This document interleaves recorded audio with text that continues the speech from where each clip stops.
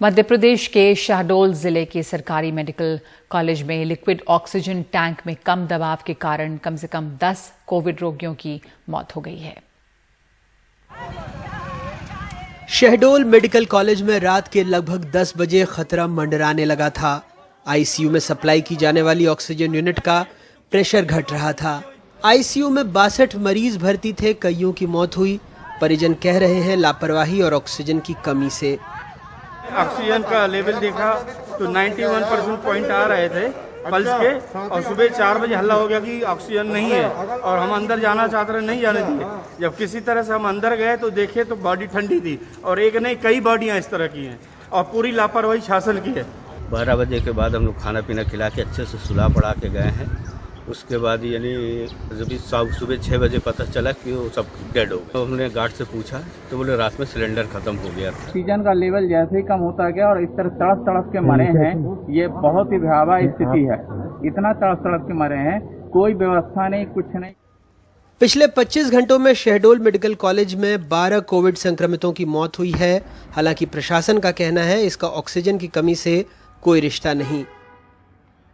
आज हमारे यहाँ जो हमारा लिक्विड मेडिकल ऑक्सीजन प्लांट है, उसका जो लिक्विड ऑक्सीजन आता है पूरा ख़त्म हो गया। उसके कारण ऑक्सीजन प्रदाय जो चल रहा है उसके दबाव में कमी आई, और ये प्लांट हमारा ऑक्सीजन मतलब लिक्विड ऑक्सीजन की डिमांड बहुत पहले से चली गई थी। कल शाम तक टैंकर आ जाना था, कल शाम को नहीं आया। फिर पता पड़ा रात को 2 बजे आएगा, 2 बजे भी नहीं आया। फिर तब तक इसका लिक्विड ऑक्सीजन पूरा ख़त्म हो गया।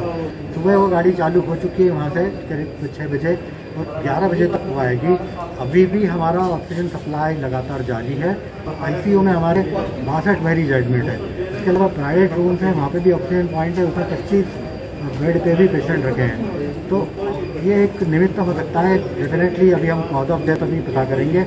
मेडिसिन एनेस्थेसिया के विशेषज्ञ आ रहे हैं। तो 6 जो बहुत क्रिटिकल मरीज थे उनकी डेथ हुई है।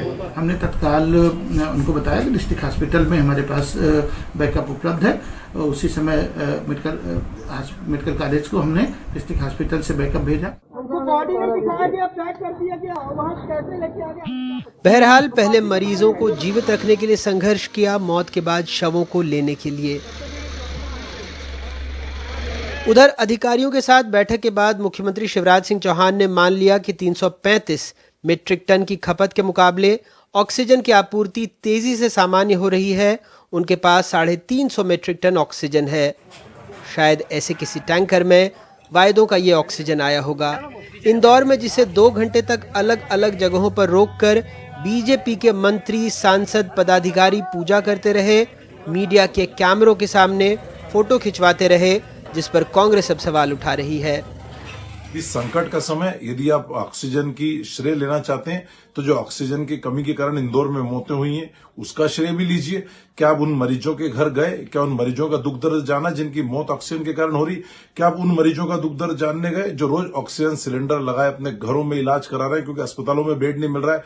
अस्पतालों के बाहर ऑटो रिक्शा से लेके वाहनों के अंदर सवार हैं, मुंह पे ऑक्सीजन लगाए हुए हैं और इंतजार कर रहे हैं कि उन्हें बेड मिले। क्या आप कभी उनके सुख दुख में शामिल हुए जो आप इवेंट बना रहे हैं? ऑक्सीजन की कमी से मध्य प्रदेश में स्वास्थ्य सुविधाएं किसी तरह सांस ले रही हैं, लेकिन हमारे नेता हर बात को उत्सव में तब्दील करने में जुटे हुए हैं। अब जब मध्य प्रदेश के मुख्यमंत्री ने ही कह दिया है कि राज्य में ऑक्सीजन 15 टन सरप्लस में है, तो फिर कोई ऑक्सीजन की कमी से मौत की बात स्वीकार्य भी तो कैसे? जबकि कई जगहों से ऐसी तस्वीरें आई हैं जो हृदय विदारक हैं। न सिर्फ शहडोल बल्कि इंदौर, खंडवा, उज्जैन और राजधानी भोपाल से भी, जो खुद इस बात की गवाही दे रही हैं। शहडोल से विनय तिवारी और भोपाल से कैमरा पर्सन रिजवान खान के साथ अनुराग द्वारी, एनडीटीवी इंडिया।